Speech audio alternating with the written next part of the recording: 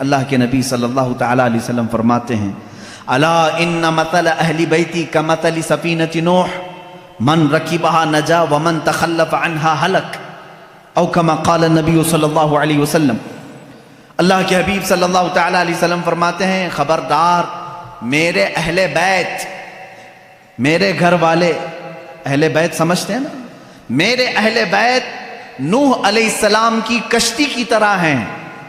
نوح علیہ السلام کی کشتی، آپ کو واقعہ معلوم ہوگا، پوری دنیا ڈوب گئی تھی مگر نوح علیہ السلام کی کشتی تیر رہی تھی۔ پہاڑ تک ڈوب چکے تھے پانی میں، پہاڑ تک ڈوب چکے تھے، لیکن نوح علیہ السلام کی کشتی پانی پر چل رہی تھی، اور اس کشتی میں جتنے لوگ تھے وہ محفوظ تھے۔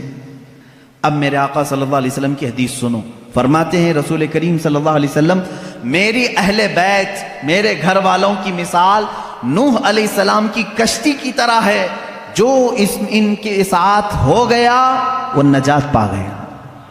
جیسے جو نوح علیہ السلام کی کشتی میں بیٹھا وہ ہدایت پا گیا، صحیح طریقے سے باہر نکل گیا، اور جو اہل بیت کا دامن پکڑا وہ نکل گیا، یعنی اس دنیا میں گمراہ ہونے سے محفوظ رہا۔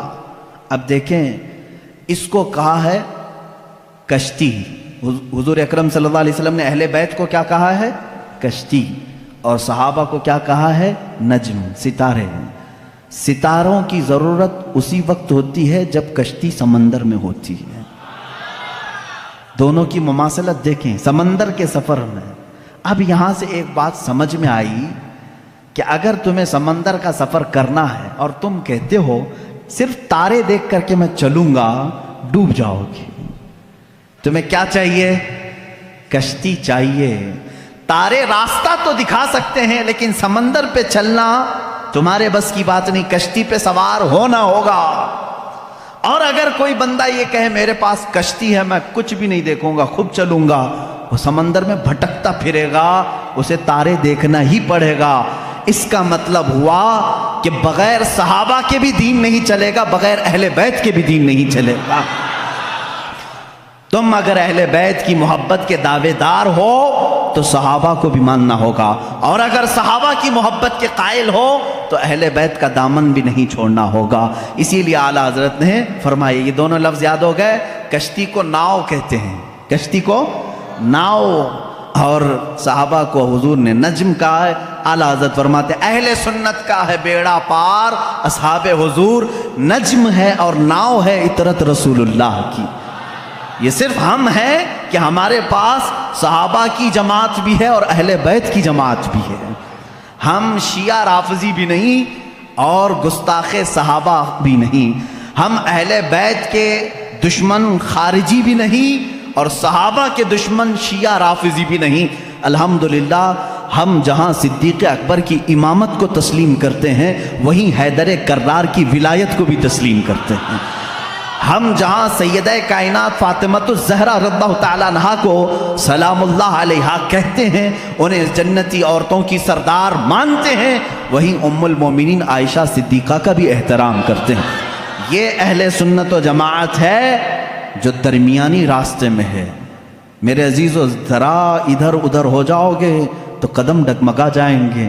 کبھی ایسا ہوگا کہ کشتی میں بیٹھے تو ہو لیکن تمہیں تارے نہیں دیکھنے ہیں، نہیں ہم کو صحابہ کی ضرورت نہیں، بھٹکتے رہو گے، بھٹکتے رہو گے، کہاں جا رہے ہیں پتہ ہی نہیں چلتا۔ ایسے ہیں آج شیعہ بھی ہیں بیچارے، بھٹکے ہوئے ہیں، انہیں پتہ ہی نہیں ہے مغرب میں جانا ہے کہ مشرق میں جانا ہے۔ صحابہ کی اگر ہدایت ساتھ ہو تو کشتی پر بیٹھا ہوا آدمی منزل مقصود تک پہنچتا ہے۔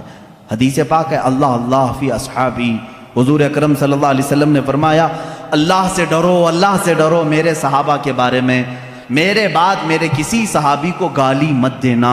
میرے آقا صلی اللہ علیہ وسلم فرماتے ہیں جس نے میرے کسی صحابی کو گالی دی اس نے مجھے گالی دی۔ اللہ کے نبی صلی اللہ تعالیٰ علیہ وسلم کی شان میں کوئی گالی دینا پسند کرے گا؟ خود حضور اکرم صلی اللہ علیہ وسلم نے فرمایا میرے دوستوں میں، میرے صحابہ میں جس کو بھی تم نے گالی دی گویا کہ اس نے مجھے گالی دی۔ آج لوگ اس طرح کی باتوں کو ہلکا سمجھ رہے ہیں۔ بہرحال اس پر میں بعد میں آتا ہوں۔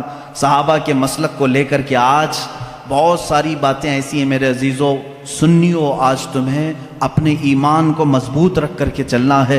اب معاشرے میں جیسے وہابیت کے جراثیم پھیلے تھے پہلے ایک زمانہ ہو گیا، 100 سال گزرنے کو آ گئے، لیکن جہاں سعودی ڈھیلا پڑا وہابی بھی ڈھیلے پڑنے لگ گئے، کیونکہ یہ سارا ریال کا کرشمہ تھا اور سب پورے سعودی ریال اور ڈالر سے چلتے تھے۔ ریال کی ویلیو کم ہو گئی، اب وہ آ بھی نہیں رہے، بٹ بھی نہیں رہے، جس کی وجہ سے فتنہ کم ہو گیا۔ لیکن اس کے بعد جو فتنہ جنم لے رہا ہے وہ ایرانیوں کا فتنہ ہے، رافضیوں کا فتنہ ہے، شیعوں کا فتنہ ہے۔ یہ بھولے بھالے سنی مسلمانوں کے ذہن و دماغ میں ان کو معلوم ہے کہ یہ سارے سنی اہل بیت سے ٹوٹ کر محبت کرتے ہیں، اہل بیت کے نام پر ان کو گمراہ کر دو۔ وہ اپنے عقائد ہمارے درمیان ڈالنے کی کوشش کر رہے ہیں۔ ظاہر سی بات ہے، میں سیدہ فاطمہ الزہرا رضی اللہ تعالیٰ عنہ کا نام آئے تو ان کے قدموں پہ جان دینے کو تیار ہوں۔ میں جہاں حسنین کریمین کی بات آئے گردن لے کر میدان میں تیار ہوں۔ ہر سنی کا ہمارا عقیدہ یہی ہے، ہم ان ائمہ اطہار اور یہ جو اہل بیت ہیں ان کے لیے تو جان فدا کرنے کی بات کرتے ہیں، اور یہ شیعوں کو معلوم ہے، وہ جانتے ہیں کہ یہ سنی اہل بیت سے بہت محبت کرتے ہیں، ان کو بلیک میل انہی ناموں سے کیا جائے۔ تو یہ آتے ہیں ہمارے درمیان الگ الگ پردے اوڑھ کر کے، الگ الگ لباس اوڑھ کر کے آتے ہیں، اور تمہارے اندر وہ بیکٹیریا، وہ جراثیم ڈالنے کی کوشش کرتے ہیں جو ان کے عقیدے ہیں۔ اگر میں وہ عقیدے کھولوں تو یہاں بڑی طویل بحث چلی جائے گی، میرا ٹاپک ہی ہٹ جائے گا، بعد میں بات یہ ہو جائے گی کہ پوری تقریر اسی پر ہونا پڑے گی کہ ان کے عقائد آج جامع ازہر میں ہم نے پڑھا بھی ہے۔ یہ لوگ حضرت علی کرم اللہ وجہہ الکریم کو انبیاء اکرام سے افضل کہتے ہیں۔ ہم بھی حضرت علی کی محبت اور ان کی تعظیم کو اپنا ایمان کا حصہ سمجھتے ہیں، لیکن رسول پاک صلی اللہ علیہ وسلم اور انبیاء سے بڑھ کر کے نہیں، نبی سے بڑھ کر کے کوئی غیر نبی نہیں ہو سکتا۔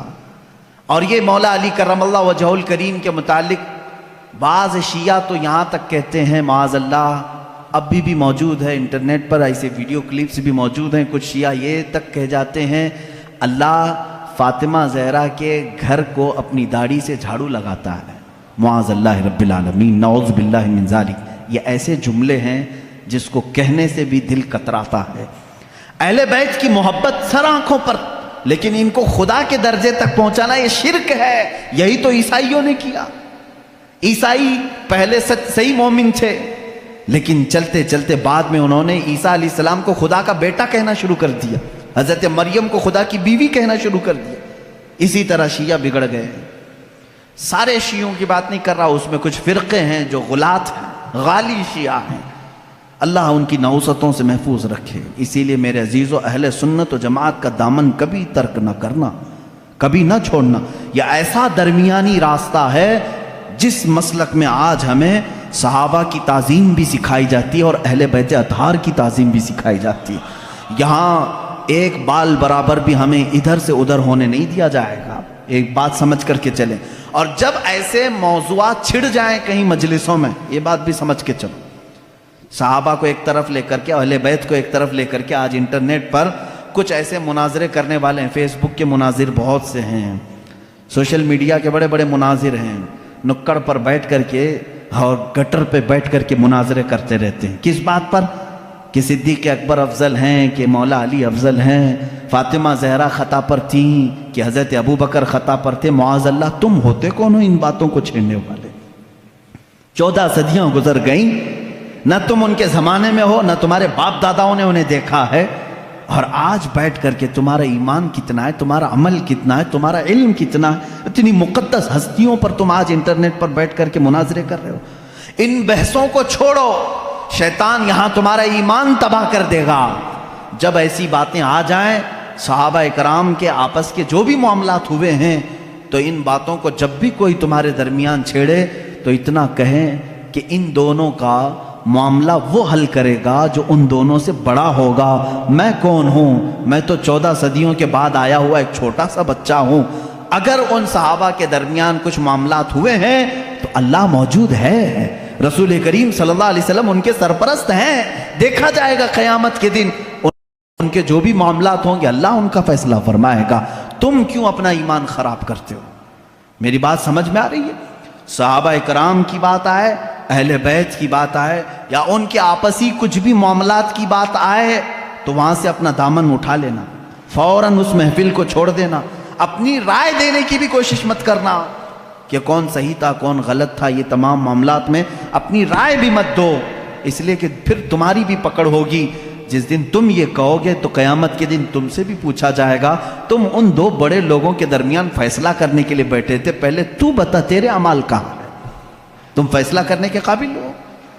اس لیے میرا تو طریقہ یہ ہے، جب بڑوں کی بات آئے، بزرگان دین، سلف صالحین، صحابہ تابعین کی بات آئے، کچھ بھی ان کے درمیان اگر اختلاف بھی ہوا ہو تو ان تمام اختلافات کو اللہ کے حوالے کر دو، اللہ رب العزت کے حوالے کر دو. وہ احکم الحاکمین ہے، قیامت کے دن فیصلہ فرمائے گا.